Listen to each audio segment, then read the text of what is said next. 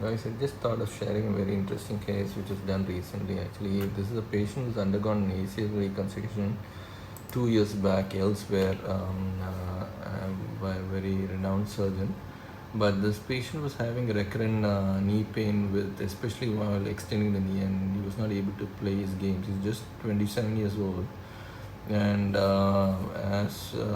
so on the MRI already had a finding and a diagnosis, but I was just surprised to see how big this lesion was, which I saw inside the knee. So I thought of sharing it with you. It's a kind of a rare lesion, so it's actually, I'll show you in a short while what it is and what I've done after that as well. So after the diagnostic, this is what I saw. As you can see, a big egg-like structure in the front over here. This is a Cyclops lesion. So basically an arthrophyrosis in the anterior aspect of the ACL graft itself. This is causing a hindrance in the extension of the knee for this patient and with pain.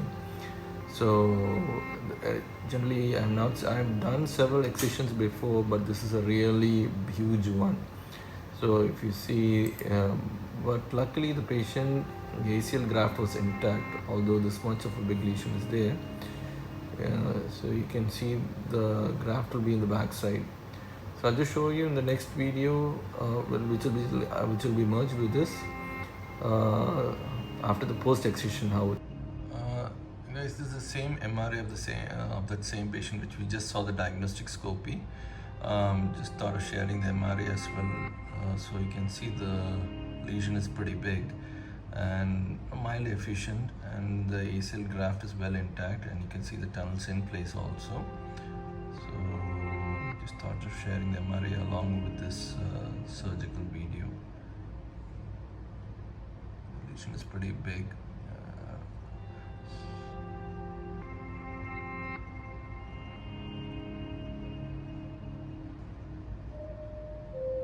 So we'll go back to the excision. This is the same patient while I'm doing that excision. It was a tough structure because I was trying to do it with a shape, I couldn't do it. So I had to use my cutters and ablators to do that. Again, this is post-excision. This is after having a look at the meniscus. Even before that, I saw the meniscus, everything looked intact.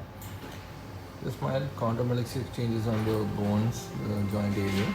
This is extremely mild, but the post-excision, it's all intact. The old graft is well intact. So I checked the tension. The tension was also good and satisfactory.